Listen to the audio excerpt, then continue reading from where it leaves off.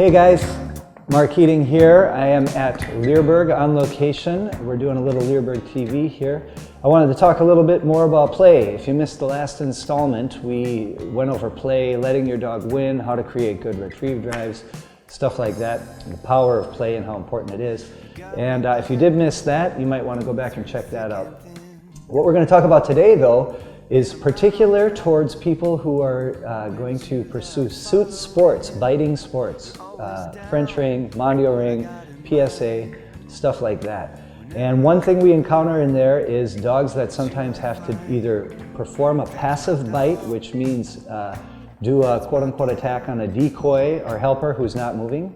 And we also want our dogs to be able to bite through or continue to work through a decoy who is inactive. Okay, so for me it starts with tug play. What we're going to do today is I'm going to show you how to allow your dog to win through inactivity and how important it is to do that before you start your out. Because a lot of times there's some people that will rely on freezing the toy or making the prey dead, as we call it, and they rely on that mechanism, you could say, to help assist teaching the dog their out or the release of the toy. Okay? For me, I just want to make sure that I teach the dog first that when the toy does feel dead or I freeze it or it's static, that you continue to fight through it. And the idea behind all of this is the overall theory that it's easier to cap than to build. So if my dog automatically outs when I freeze the toy, it's going to be very difficult for me to reteach him to keep fighting through it, at least in my experience. Okay? So, if we can, we're going to release the Chopin, our little helper today.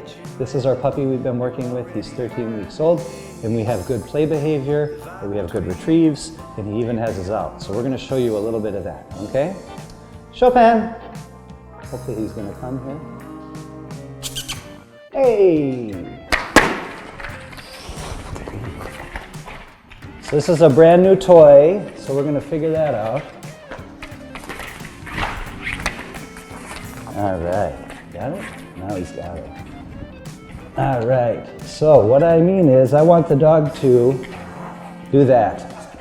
I hold static pressure and I want him to pull or fight a little bit harder so that when I start to make that toy dead, he continues to fight. See what I mean? So you don't see a lot of activity coming out of me in play because my idea is to let the dog do the work. And let the dog, in a sense, control the fight. So, you see, I'm just holding it. And that way, when I do go to freeze it up and hold it dead, the dog continues to fight through it. See what I mean? If your dog growls and that's their expression, that's no big deal. Okay?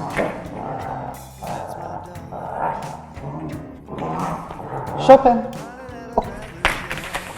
Hey, so I have my out, but it's important that I don't go crazy with my outs with the young guy, and I counterbalance my outs with wins. Okay, and again, all done in a very static way. I feel like activity is easy for a dog to stay engaged in, but when there's inaction coming from you, it forces the dog to be the assertive one in our little wrestling match here.